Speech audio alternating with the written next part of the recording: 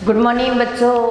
Class 11th Hindi medium subject है inorganic chemistry first अकार्बनिक रसायन और अकार्बनिक रसायन का first chapter some basic concept of chemistry या रसायन विज्ञान की कुछ मूल अवधारणाएं, जिसके अंदर हम 19 नंबर पार्ट तक कर चुके हैं। आज हम 20 नंबर पार्ट की बात कर रहे हैं। हमने कुछ स्टोकियोमेट्रिक गुणांक और स्टोकियोमेट्रिक परिकलन किया था, जिसके दौरान कुछ अभिक्रियाएं करवाई थी हमने, और उन अभिक्रियाओं को करवाने के बाद हमने एक का द्रव्यमान देकर दूसरे का द्रव्यमान निकाला था, एक का आयतन देकर दूसरे का आयतन निकाला था, या आयतन देकर के द्रव्यमान निकाला था। इस तरीके के 3 संबंध भी ज्ञात किए थे। उसी टॉपिक के अंदर एक चीज़ और निकालनी होती है, जिसका नाम है सीमांत अभिकर्मक। हमने सीमांत अभिकर्मक बोल सकते हैं, लिमिटिंग रीजेंट बोला जा सकता है इसको। वैसे ही रिएक्शन करनी है, वैसे ही स्टोकियोमेट्रिक गुणांक की बात करनी है, और वैसे ही स्टोकियोमेट्रिक परिकलन करना है रिएक्शन में। और उसके अंदर ये बताना है कि मान लो हमारे पास ए और बी दो अभिकारक आपस में रिएक्शन करके सी बना रहे हैं, ठीक है। तो ए और बी तो क्या हो गए, अभिकारक हो गए। जैसे रिएक्शन में करते हैं ये दोनों, तो क्या हो गए, अभिकारक हो गए। और ये क्या हो गया, उत्पाद हो गया। अब सीमांत अभिकारक बताने के लिए हमें इसकी तो जरूरत ही नहीं होगी, हमें तो इन दोनों में से बताना है सीमांत अभिकारक कौन सा होता है। ग्राम के आधार पर, मोल के आधार पर, आयतन के आधार पर वो अभिकारक जिसकी मात्रा समाप्त हो जाती है और एक रिएक्शन करने के लिए बच जाता है। तो एक की मात्रा अधिक है और एक की मात्रा कम है, तो कम वाला समाप्त हो गया, रिएक्शन नहीं हो सकती, आगे रिएक्शन वहीं रुक जाएगी। तो मान लो ए बी का तो मान लो 30 ग्राम है हमारे पास, हमें रिएक्शन के अंदर 28 ग्राम ही चाहिए, और बी का मान लो 40 ग्राम है रिएक्शन के दौरान और हमें 42 ग्राम चाहिए। तो देखो यहाँ तो 28 ग्राम ही चाहिए हमें तो, लेकिन हमारे पास तो 2 ग्राम अभी भी पड़ा है, 28 ग्राम ने तो रिएक्शन कर ली। ये 28 ग्राम 42 ग्राम के साथ रिएक्शन करता है, लेकिन हमारे पास तो 40 ग्राम है, यानी कि अब ये रिएक्शन रुक जाएगी ना, 2 ग्राम कहाँ से लेकर आएंगे। तो इसीलिए यहाँ पर जो बी होता है वो सीमांत अभिकारक बन जाता है। बी होता है वो क्या बन जाता है, सीमांत अभिकारक बन जाता है या सीमांत अभिकर्मक बन जाता है। तो या तो हमें क्वेश्चन इस तरीके से दिया होता है कि हमें बताना होता है सीमांत अभिकर्मक कौन सा है। पहले हम इसको बता सकते हैं पदार्थ की मात्रा ज्ञात करके, फिर हमें ये दिया होगा सीमांत अभिकर्मक की मात्रा कितनी होती है, मतलब रिएक्शन करने के लिए उसके पास कितनी होती है, चाहिए उसको कितनी, ये भी पूछा जा सकता है। और कई बार क्या होती है, एक्स्ट्रा मात्रा बच जाती है, वो भी पूछी जा सकती है। कई बार ये भी पूछ लिया जाता है कि प्रोडक्ट कितनी मात्रा में बनेगा। तो यहाँ पर तो सीमांत अभिकर्मक की डेफिनेशन ही होती है 4 लाइन की, वो बता सकते हैं हम। लेकिन हमें क्वेश्चन दिया जाएगा और जिसके अंदर पूछा जाएगा कि इसमें से सीमांत अभिकर्मक कौन सा है, ठीक है। जैसे क्वेश्चन हम करते हैं 3.0 ग्राम मतलब 3 ही ग्राम H2, 29.0 ग्राम मतलब 29 ग्राम O2 से क्रिया करके क्या बना रही है, H2O बना रही है। तो H2O2 के साथ रिएक्शन करके क्या बना रही है, H2O बना रही है। इस रिएक्शन के अकॉर्डिंग हमें ये चीज़ पता चल गई कि H2 रिएक्शन करके O2 के साथ क्या बना रहा है, H2O बना रहा है। हमने रिएक्शन लिख दी। संतुलित रासायनिक समीकरण बनाएंगे तो ये हो जाएगा, ठीक है। ये हाइड्रोजन हो गया, ये ऑक्सीजन हो गया और ये H2O। इसके तो 2 मोल हो गए जैसे हम हमेशा से लिखते आए। इसका 1 मोल हो गया और इसका 2 मोल हो गया। हमें मोल में नहीं पूछ रहा, लेकिन फिर भी मोल तो लगा ही लेते हैं कि चाहे आयतन पूछे चाहे ग्राम में मात्रा, मोल लगाने से थोड़ा सा क्वेश्चन आसान बन जाता है। हमें तो ग्राम में मात्रा दे रखी है, तो पहले तो रिएक्शन के अंदर दे रखी है, वो तो हम बाद में लिखेंगे, पहले इसके अकॉर्डिंग निकालते हैं। एक हाइड्रोजन का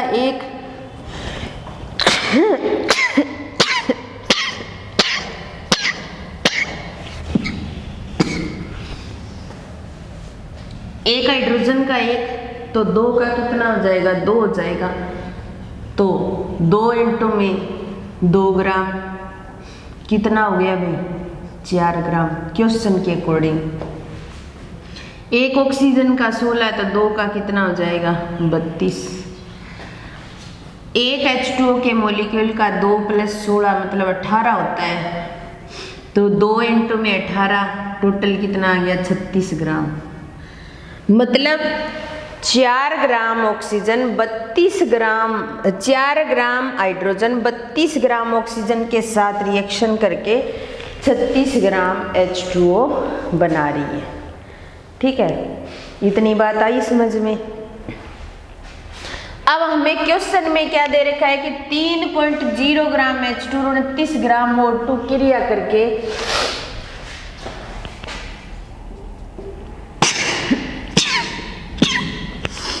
क्वेश्चन के अकॉर्डिंग देखो 3.0 ग्राम H2 क्या करती है, 29 ग्राम O2 के साथ रिएक्शन करके H2O बनाती है, ठीक है।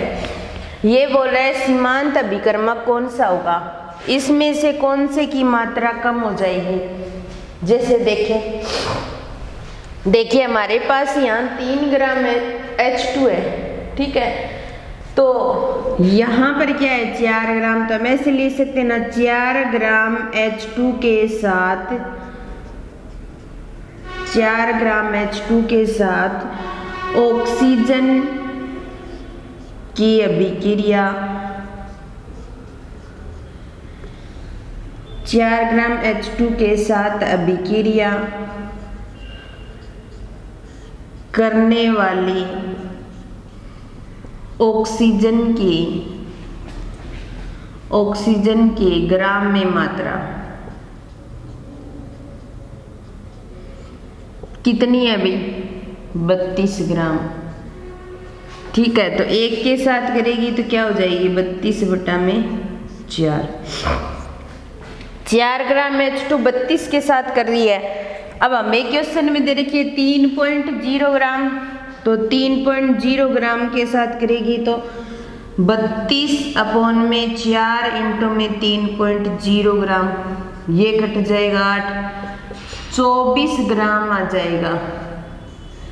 24 ग्राम H2, 24 ग्राम O2 रिएक्शन कर रहा है 3 ग्राम H2 के साथ, तो 3 ग्राम तो कंप्लीट हो गया और 29 ग्राम O2 है। 3 ग्राम H2 29 ग्राम O2 रिएक्शन कर रहे हैं, 3 ग्राम तो खत्म हो गया, लेकिन अभी 24 ग्राम O2 है, यहाँ पर O2 है, तो बचा कौन रह गया, O2 बच गया ज़्यादा, यानी कि कितना बच गया, 29 - 24, 5 ग्राम अभी भी O2 बचा हुआ है हमारे पास, लेकिन H2 खत्म हो गया हमारे पास। तो यहाँ पर सीमांत अभिकर्मक कौन हो गया, सीमांत अभिकर्मक कौन हो गया, सीमांत अभिकर्मक हमारे पास हो गया H2, क्योंकि H2 की मात्रा खत्म हो गई है, तो सीमांत अभिकर्मक क्या हो गया, H2 हो गया।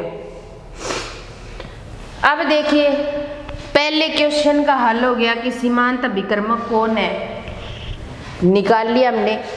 दूसरा बाद में निकालेंगे। पहले देखो अभिक्रिया जो नावर्तित रह जाती है की मात्रा, मतलब तीसरा पॉइंट है बची हुई मात्रा निकालनी है, बची हुई ऑक्सीजन की मात्रा, रिएक्शन के दौरान जिसकी मात्रा बच जाती है वो निकालनी है।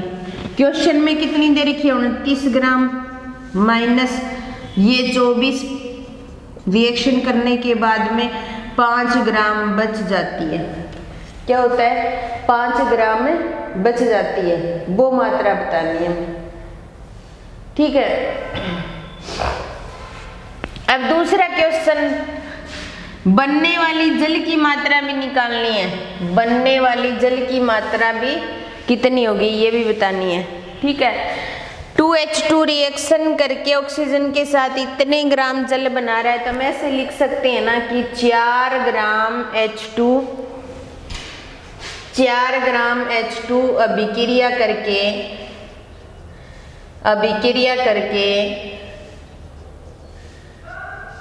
36 ग्राम H2O बनाता है। तो एक के साथ क्या हो जाएगा, 36/4 हो जाएगा। ठीक है, 3.0 H2O के साथ 3.0 ग्राम H2 के साथ, तो 36/4 और इंटू में 3.0 ग्राम, 3 से ये कट जाएगा तो क्या हो जाएगा 27 ग्राम H2O। ठीक है, देखो 4 ग्राम के साथ 32 ग्राम ऑक्सीजन जब रिएक्शन करता है तो 36 ग्राम H2O बनती है। ठीक है, लेकिन 3.0 ग्राम H2 के साथ अगर रिएक्शन करता है 29 ग्राम O2, तब हमारे H2 की मात्रा कितनी आ जाएगी, 27 ग्राम आ जाएगी। वो देखो क्यों, क्योंकि 3 ग्राम जो होता है ना, 3 ग्राम सिर्फ 24 ग्राम के साथ ही रिएक्शन कर रहा है, 24 3 27, यहाँ क्या था 32 4 36, 5 ग्राम ऑक्सीजन तो वेस्ट चली जाती है। और वैसे ही ऑक्सीजन तो हमारे लिए कितनी इंपॉर्टेंट होती है, तो वेस्ट नहीं जानी चाहिए। तो इस क्वेश्चन के अकॉर्डिंग 4 ग्राम H2 32 ग्राम H2 के साथ रिएक्शन करता है, तो 32 4 36 36 ग्राम H2O बनाता है। यहाँ 3 ग्राम ऑक्सीजन 29 ग्राम ऑक्सीजन के साथ रिएक्शन नहीं करती, ये तो क्वेश्चन में दे रखा है, लेकिन सही में 24 ग्राम, इन 24 ग्राम के साथ रिएक्शन करती है। 5 ग्राम O2 तो एक्स्ट्रा बच जाती है और 27 ग्राम H2O बनाती है इस 3 ग्राम के अकॉर्डिंग। यहाँ हमारे पास हाइड्रोजन खत्म हो जाता है तो हम ऑक्सीजन की रिएक्शन नहीं करवा सकते और H2O नहीं बना सकते, इसलिए अगर H2 खत्म हो जाता है तो सीमांत अभिकारक जो होता है वो कौन बन जाता है, H2 बन जाता है। तो ये टॉपिक था सीमांत अभिकर्मक का। ऐसा क्वेश्चन आता है और करना भी पड़ता है, कोई ज़्यादा मुश्किल नहीं है। अगर आपको रिएक्शन बनानी आ रही है, रिएक्शन के मोल, आयतन, अवोगाद्रो नंबर लिखने आ रहे हैं, तो क्वेश्चन इतना मुश्किल नहीं होता। हमने ऐसे क्वेश्चन इससे पहले वाली क्लास में भी किए हैं और आज भी कर रहे हैं। वहाँ हमें सीमांत अभिकर्मक नहीं बताना था, यहाँ हमें सीमांत अभिकर्मक बताना है। ये टॉपिक स्टोइकियोमेट्रिक परिकलन से संबंधित ये टॉपिक था, वो कंप्लीट हो गया हमारा।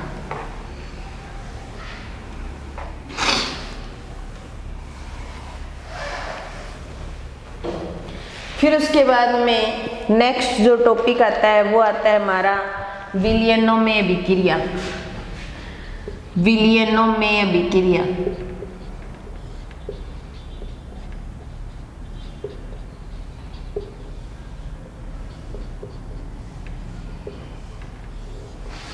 विलयनों में अभिक्रिया। अब यहाँ पर तो आपको नॉर्मल सी विलयन के अंदर कौन सी अभिक्रिया होती है, सांद्रता को ज्ञात करना होता है अलग अलग यूनिट के हिसाब से, लेकिन 12th क्लास के अंदर विलियन का पूरा टॉपिक लग जाता है। और यहाँ 11th में विलियन से संबंधित कुछ बेसिक चीज़ें दे रखी है आपके लिए, वो 11th में भी है और वो 12th में भी है। 12th में थोड़ा लेंथ रूप आ जाएगा इसका, ठीक है। सबसे पहले क्या होता है, विलियन क्या होता है। जब विलय और विलाय को मिलाते हैं ना, तब क्या बनता है, विलियन बनता है, ठीक है। विलय वो होता है जो कम मात्रा में होता है विलियन के अंदर, विलायक वो होता है जो अधिक मात्रा में होता है।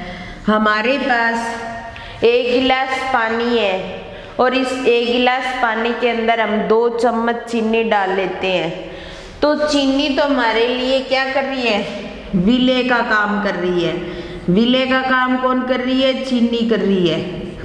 और विलायक का काम कौन कर रहा है, जल कर रहा है, ठीक है।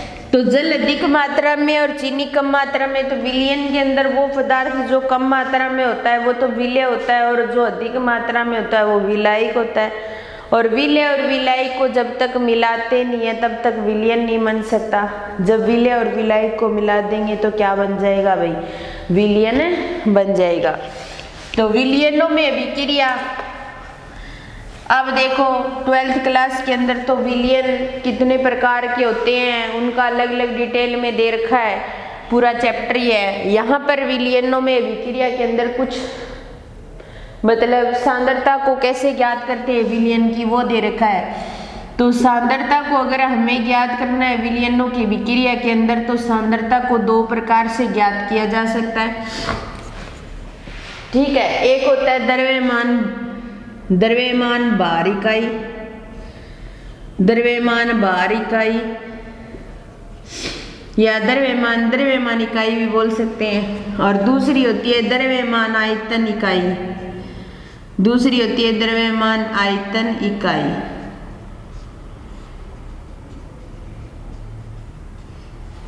ठीक है।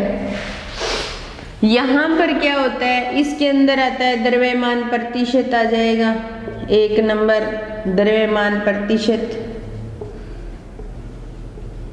ठीक है। 2 नंबर ppm, इसका पूरा नाम है पार्ट्स पर मिलियन, पार्ट्स पर मिलियन, ठीक है। और तीसरा आता है मोलन्स,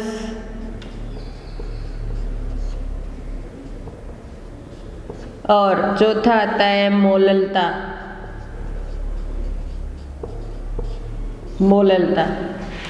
इतने टॉपिक आते हैं। द्रव्यमान आयतन के अंदर मोलरता,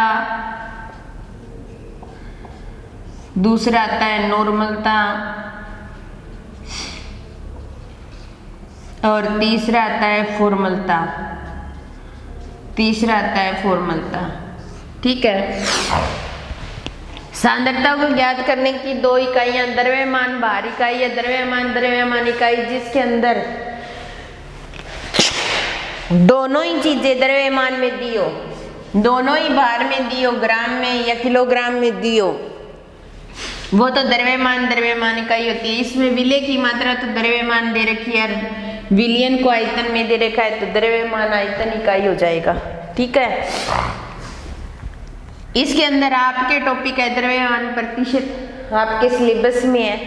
पार्ट्स पर मिलियन है तो नहीं, लेकिन फिर भी थोड़ा बता दूंगी क्योंकि द्रव्यमान प्रतिशत से संबंधित है। मोलन्स भी आपके टॉपिक और मोललता भी है, ये चारों करेंगे हम, ठीक है। इसके अंदर द्रव्यमान इकाई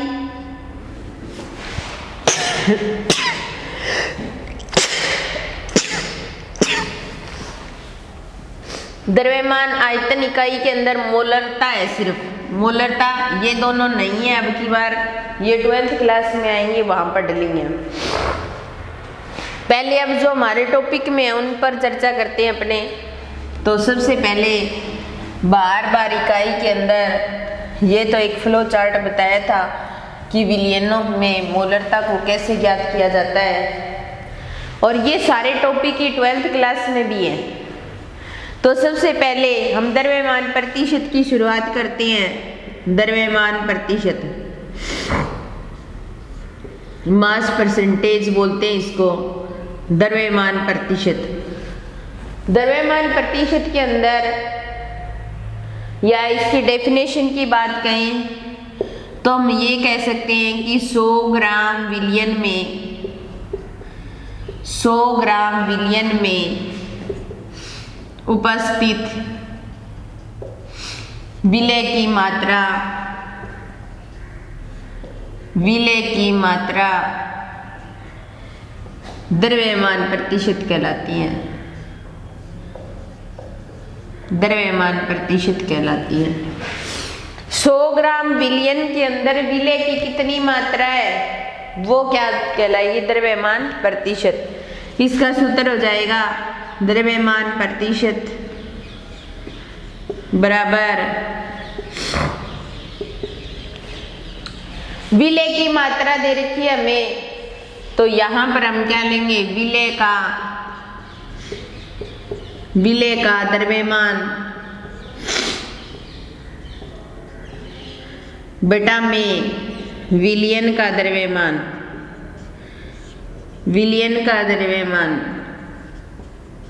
और हमें प्रतिशत मात्रा ज्ञात करनी है तो इंटू में क्या लगा देंगे, 100 लगा देंगे।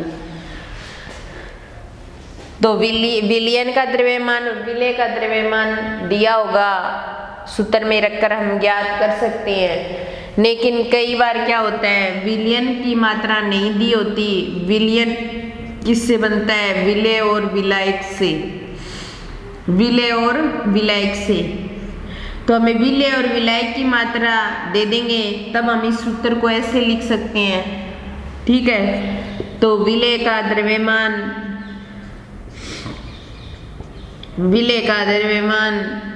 बटा में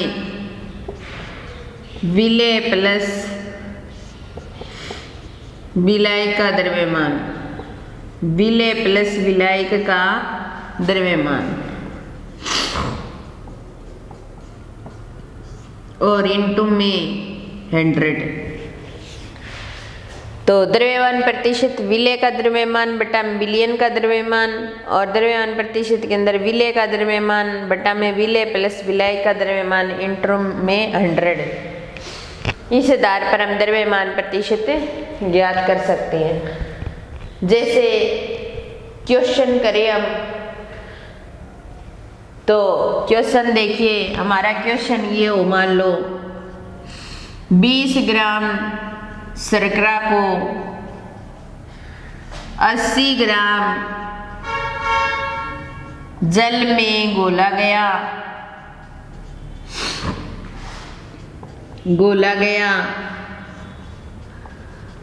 तो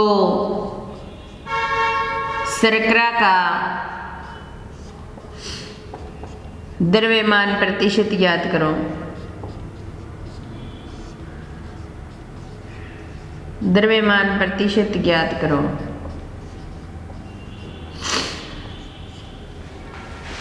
अब हमें शर्करा दे रखी है, विलय की मात्रा कितनी दे रखी है, 20 ग्राम,